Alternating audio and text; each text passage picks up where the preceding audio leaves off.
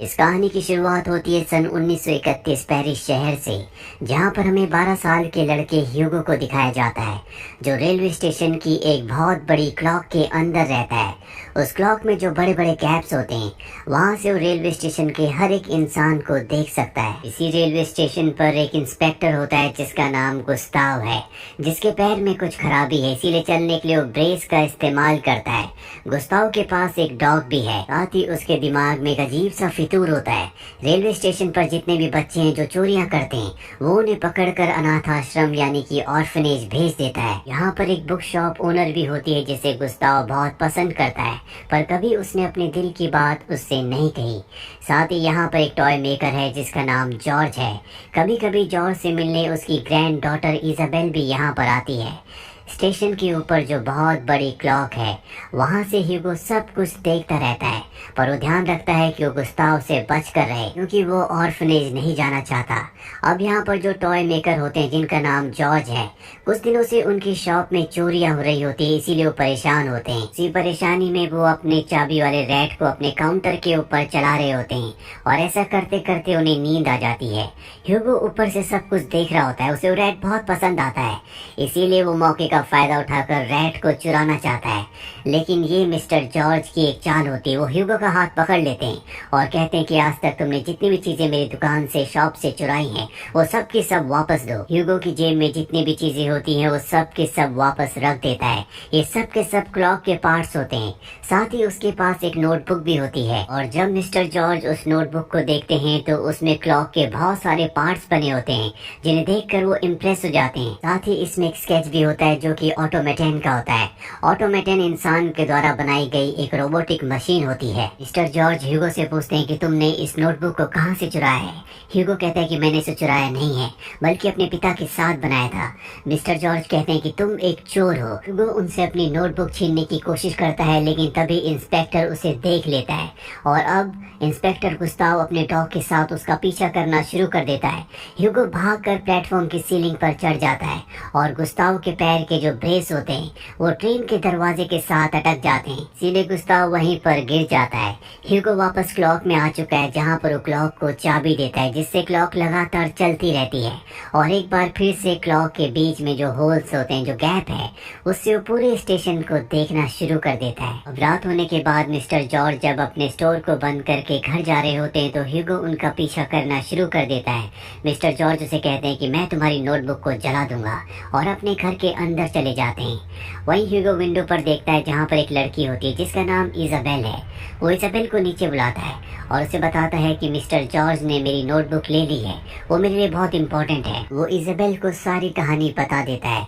Isabel कहती है कि मुझे एडवेंचर बहुत पसंद है, मैं तुम्हारा साथ दूंगी और कोशिश करूंगी कि मिस्टर जॉर्ज को, जो कि मेरे गॉडफादर है, उस नोटबुक को जलाने ना दो। दरअसल मिस्टर जॉर्ज ने उसे अडॉप्ट किया होता है, इसीलिए वो उसके गॉडफादर है। और अब ह्यूगो वापस आ जाता है जहाँ पर वो ऑटोमेटन के सामने बैठा होता है। ये वही ऑटोमेटन है जिसके नोटबुक में स्केचेस हैं।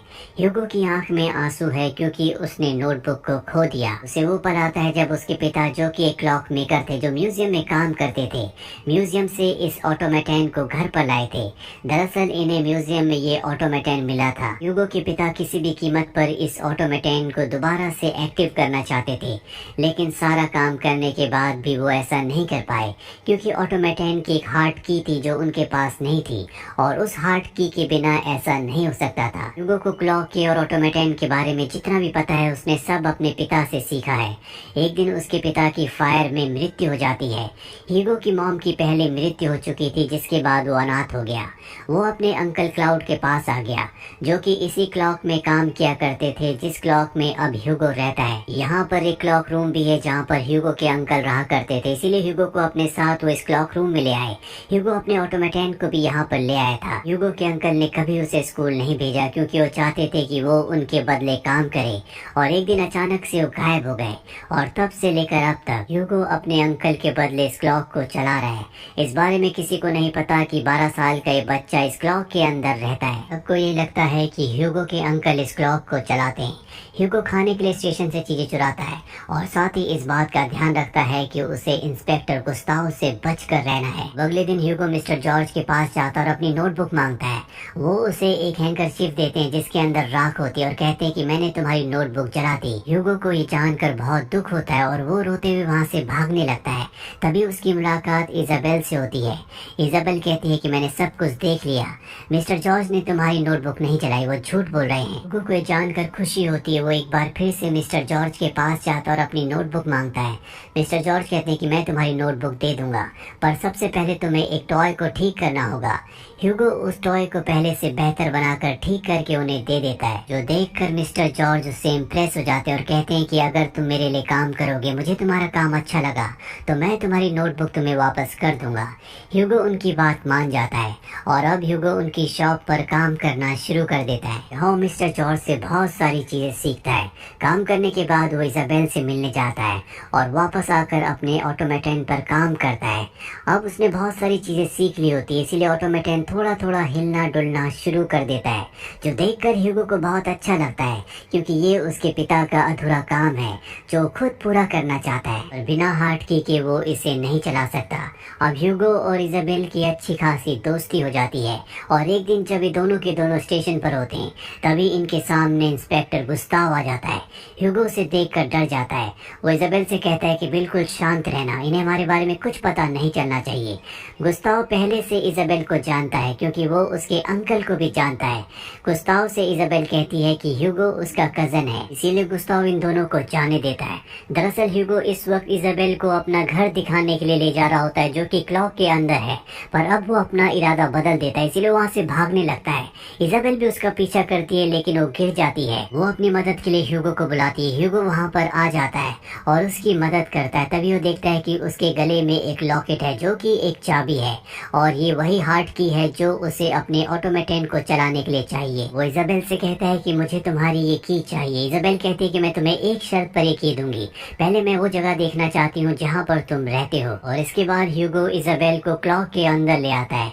ये जगह देखकर उसे बहुत अच्छा लगता है क्योंकि हमेशा से वो भी इसी तरह के एडवेंचर अपनी जिंदगी में चाहती थी। यहाँ पर ऑटोमेटन भी होता है जिस पर वो इजाबेल की लगाता है और वो पूरी तरह से एक्टिवेट हो जाता है। एक्टिवेट होने के बाद उसके हाथ में जो पेन होता है उससे वो एक स्केच को ड्रॉ करता है जिसमें वो एक मून बनाता है जिस पर ब्लड जा रही होती है और स्केच के अंत में वो नाम लिखता है जॉर्ज मेलिस का, जो कि इजाबेल के गॉड फादर हैं। ये दोनों के दोनों हैरान होते हैं कि उन्होंने इजाबेल के गॉड फादर यानी कि इजाबेल के अंकल का नाम यहाँ पर क्यों लिखा। इस रहस्य से पर्दा उठाने के लिए दोनों के दोनों इजाबेल के अंकल के घर जाते हैं जहाँ पर इजाबेल के आंट होती है। ये उस स्केच को जो कि मशीन ने बनाया होता है इजाबेल के आंट को दिखाते हैं, जो देखकर वो पूरी तरह से हैरान हो जाती है और इन दोनों से पूछते हैं कि ये स्केच तुम्हें कहाँ से मिला। ह्यूगो बताता है कि ये स्केच एक मशीन ने बनाया है और तभी डोर नॉक होता है। इजाबेल की आंट समझ जाती है कि मिस्टर जॉर्ज घर वापस आ चुके हैं, इसीलिए इजाबेल को और ह्यूगो को एक कमरे में छुपने के लिए कहती है और कहती है कि तुम बिल्कुल आवाज मत करना। इसके बाद ह्यूगो और इजाबेल देखते हैं कि यहाँ पर एक अलमीरा है जो कि बहुत पुरानी है। ये उसकी तलाशी लेना शुरू कर देते हैं और तभी ऊपर से एक बॉक्स गिरता है जिसके अंदर बहुत सारे स्केचेस होते हैं और इन स्केचेस में एक स्केच वो भी होता है जो मशीन ने बनाया था। आवाज से अब मिस्टर जॉर्ज भी अंदर आ जाते हैं।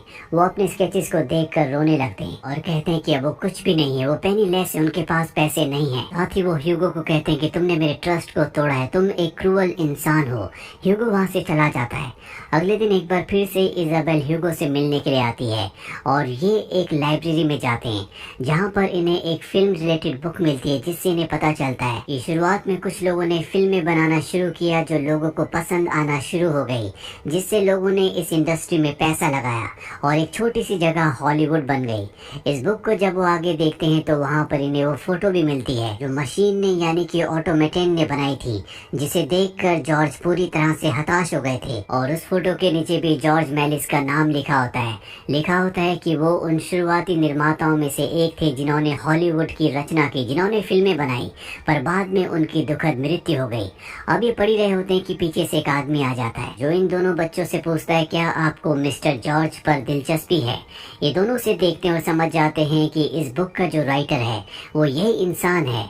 इजाबेला उसे बताती है कि जॉर्ज मेलिस अब भी जिंदा है, वो मेरे अंकल हैं, उन्होंने मुझे गोद लिया था। वो ऑथर उनकी बात पर हंसने लगता है। वो कहता है कि ऐसा नहीं होता और इन दोनों को एक कमरे में ले जाता है जहाँ पर मिस्टर जॉर्ज की बहुत सारी फोटोज और उनकी चीजें होती हैं। ऑथर इन दोनों को बताता है कि मैं मिस्टर जॉर्ज से मिल चुका हूँ। जब मैं छोटा था तो मेरा भाई उनके पास काम किया करता था और एक दिन वो मुझे उनसे मिलवाने के लिए ले गया था। जब मैं उनके स्टूडियो गया तो वहाँ पर बहुत बड़ा सेट लगा था जो पूरी तरह से कांच के एक रूम के अंदर था।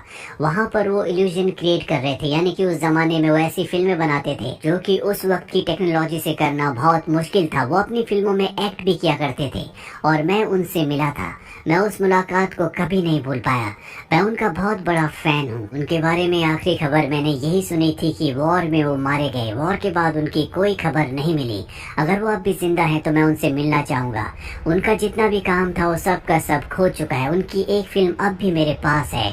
इसके अलावा उनका कोई भी काम इस दुनिया में नहीं है। अगर वो सच में जिंदा है तो मैं उनसे मिलना चाहूंगा। और इसके बाद ये तीनों के तीनों इजाबेल के घर आ जाते हैं जहाँ पर इजाबेल की आंट होती है। दरअसल मिस्टर जॉर्ज की तबीयत खराब है, इसीलिए वो दूसरे कमरे में होते हैं। ऑथर इजाबेल की आंट से बहुत अच्छे से बात करता और पहचान जाता है कि मिस्टर जॉर्ज की मूवी में जो हीरोइन हुआ करती थी वो और कोई नहीं बल्कि इजाबेल की आंट है। और इसके बाद ये वो फिल्म के रोल को चलाते हैं जो फिल्म कभी मिस्टर जॉर्ज ने बनाई थी। और इसमें एक सीन होता है जिसमें एक मिसाइल को लॉन्च करते हैं जो चांद पर जाकर लगती है और चांद रोने लगता है। ये वही फोटो होती है जो ऑटोमेटन ने बनाई थी। दरअसल ये बहुत पुरानी फिल्म होती है लेकिन अब इसे नई टेक्नोलॉजी से पूरी तरह से बदल दिया गया होता है। इसे अब कलर्ड कर दिया गया है। ये देखकर बच्चे बहुत खुश होते हैं क्योंकि ये फिल्म बहुत ही एडवेंचरस होती है। जब ये फिल्म चल रही होती है तभी मिस्टर जॉर्ज भी इस कमरे में आ जाते हैं। वो अपनी ही बनाई हुई फिल्म को देखकर अपने अतीत की जिंदगी में खो जाते हैं और सबको बताते हैं कि अपनी जिंदगी के शुरुआती दिनों में वो एक मैजिशियन थे। साथ ही वो मशीन्स भी बनाया करते थे और जो मशीन इस वक्त ह्यूगो के पास है यानी कि ऑटोमेटन, वो भी उन्होंने ही बनाई थी। मिस्टर जॉर्ज बताते हैं कि एक बार मैं सर्कस देखने के लिए गया था जहाँ पर प्रोजेक्टर से मैंने एक सीन देखा था जिसमें ट्रेन चल रही थी। उसे देखकर मैं पूरी तरह से हैरान हो गया। इसके बाद मैंने फिल्में बनाने का तय किया। मैंने अपना सब कुछ बेच दिया, एक कैमरा बनाया और स्टूडियो खरीदा जहां मैंने इल्यूजन से भरी हुई फिल्में बनाई जिसने लोगों को पूरी दुनिया को चौंका दिया। मैंने अपनी वाइफ के साथ 500 फिल्में बनाई। मेरी जिंदगी में सब कुछ अच्छा चल रहा था पर तब वर्ल्ड वॉर शुरू हो गया और लोगों की फिल्मों में दिलचस्पी पूरी तरह से खत्म हो गई जिससे मेरा बहुत नुकसान हुआ। मैं पूरी तरह से बर्बाद और हताश हो गया। मैंने अपनी सारी फिल्मों को अपने स्टूडियो को जला दिया। जो कुछ मेरे पास बचा था उसे बेचकर मैंने स्टेशन में एक शॉप खरीद ली और जो ऑटोमेटन मैंने बनाया था एक म्यूजियम में डोनेट कर दिया। लेकिन अभी कुछ वक्त पहले वहाँ पर एक हादसा हुआ था जिसमें वो पूरी तरह से खत्म हो गया। ये उसी हादसे की बात कर रहे होते हैं जिस हादसे में ह्यूगो के पिता की मृत्यु हुई थी। जॉर्ज कहते हैं कि हैप्पी एंडिंग सिर्फ मूवीज में होती है, असली जिंदगी में नहीं। ह्यूगो उन्हें गलत साबित करने के लिए स्टेशन की तरफ भाग पड़ता है क्योंकि वो उस ऑटोमेटन को मिस्टर जॉर्ज को दिखाने के लिए अब स्टेशन जा रहा है। लेकिन जब वो स्टेशन पहुंचता है तो वहां पर जो इंस्पेक्टर गुस्ताव होते हैं वो दो लोगों को बता रहे होते हैं कि क्लॉकमैन यानी कि ह्यूगो के जो अंकल हैं उनकी मृत्यु हो चुकी है। ह्यूगो इस बात को सुन लेता, वो समझ जाता है कि अब वो क्लॉक के अंदर नहीं रह सकता। पर इससे पहले कि क्लॉक के अंदर जाता इंस्पेक्टर गुस्ताव उसे पकड़ लेते हैं और एक जगह कैद कर देते हैं क्योंकि वो उसे यहाँ से अनाथ आश्रम ऑर्फनेज भेजना चाहते हैं। और ह्यूगो किसी तरह से लॉक खोलकर वहाँ से निकल जाता है और क्लॉक के अंदर जाकर ऑटोमेटन लेकर यहाँ से निकलने लगता है। लेकिन एक बार फिर से इंस्पेक्टर गुस्ताव उसे पकड़ लेते हैं और इससे पहले कि वो ह्यूगो को कैद करते यहाँ पर मिस्टर जॉर्ज आ जाते हैं जो गुस्ताव को कहते हैं कि ह्यूगो उनका ग्रैंडसन है, इसीलिए गुस्ताव को उसे छोड़ना पड़ता है क्योंकि वो अनाथ बच्चा नहीं है और उन्हें परमिशन सिर्फ अनाथ बच्चों को पकड़ने की मिली होती है। अब कुछ वक्त बीत जाता है जहाँ पर ऑथर एक बहुत बड़ा फिल्मों का प्रीमियर रखता है और ये मिस्टर जॉर्ज की फिल्मों के लिए होता है। वो सबको बताता है कि मिस्टर जॉर्ज की 80 मूवीज मिल चुकी हैं जबकि बाकी की मूवीज हमें नहीं मिली। इसके बाद मिस्टर जॉर्ज आते हैं, सब उनका स्वागत करते हैं क्योंकि उन्हें पहले से सब जानते हैं। और अब मिस्टर जॉर्ज की फिल्में चलाई जाती है जो कि उस वक्त के हिसाब से बहुत ज्यादा क्रिएटिव होती है। सभी को फिल्में बहुत अच्छी लगती है। फिल्में खत्म होने के बाद सब मिस्टर जॉर्ज का और उनकी वाइफ का ऑटोग्राफ लेते हैं और उन्हें और भी फिल्में बनाने के लिए ऑफर देते हैं। इससे मिस्टर जॉर्ज को बहुत खुशी होती है। ह्यूगो को भी अपना नया परिवार मिल चुका है जो कि मिस्टर जॉर्ज का है। मिस्टर जॉर्ज ने उसे अपने साथ रखने का फैसला कर लिया है। इजाबेल अब एक कहानी लिखना शुरू करती है जो कि ह्यूगो की जिंदगी के ऊपर होती है और इसी के साथ ये कहानी यहीं पर खत्म हो जाती है। उम्मीद करते हैं कि ये कहानी आपको पसंद आई होगी।